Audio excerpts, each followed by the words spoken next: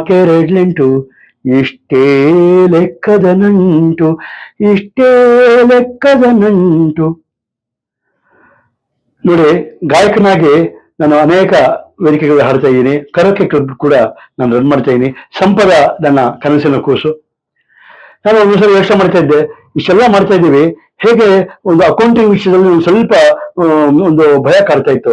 ನಾನು ಹೇಗೆ ಯಾರನ್ನ ಕನ್ಸಲ್ಟ್ ಮಾಡಬೇಕು, ನಾನು ಹೇಗೆ ರಿಟರ್ನ್ಸ್ ನ ಫೈಲ್ ಮಾಡಬೇಕು, ನನ್ನ CA ಅಂತ ನನ್ಗೆ ಯಾರು ಇಲ್ವಲ್ಲಪ್ಪ, ಯಾರನ್ನ ಕೇಳಬೇಕು, ಹೆಂಗೆ ಗೈಡೆನ್ಸ್ ತಗೊಳ್ಳೋದು ಅನ್ನುವ ಒಂದು ಸಂದಿಗ್ಧದಲ್ಲಿ ಇರುವಾಗಲೇ ನನ್ನ ನೆರವಿಗೆ ಬಂದಿದ್ದು VBF, ಅಂದ್ರೆ ವಿಪ್ರ ಬಿಸಿನೆಸ್ ಫೋರಂ.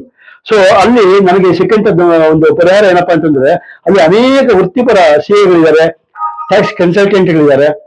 ಅವರು ಏನಂತಂದ್ರೆ, ಅವ್ರನ್ನ ನಾವು ಅಪ್ರೋಚ್ ಮಾಡಿದಾಗ ಯಾವ ರೀತಿ ನಾವು ಸಬ್ಮಿಟ್ ಮಾಡಬೇಕು, ಯಾವ ರೀತಿ ಅಕೌಂಟ್ ನ ಮೇಂಟೈನ್ ಮಾಡಬೇಕು, ಆಮೇಲೆ ಯಾವ ರೀತಿಯ ಒಂದು ರಿಟರ್ನ್ ಫೈಲ್ ಮಾಡಬೇಕು ಅನ್ನೋದನ್ನ ಬಹಳ ಸುಲಭವಾಗಿ ನಮಗೆ ಗೈಡ್ ಮಾಡಿದ್ರು.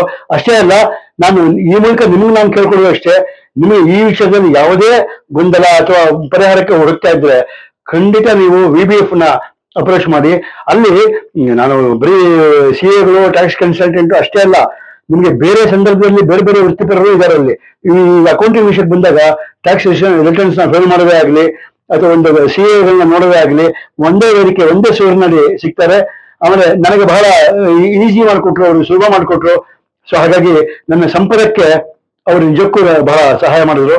ಸೊ ಹಾಗಾಗಿ ಆ ಹಾಡು ಮತ್ತೆ ನೆನಪಾಗುತ್ತೆ, ನಾಕೊಂದ ನಾಲ್ಕು ನಾಕೆರಡ್ಲೆಂಟು ಇಷ್ಟೇ ಲೆಕ್ಕದ ನಂಟು.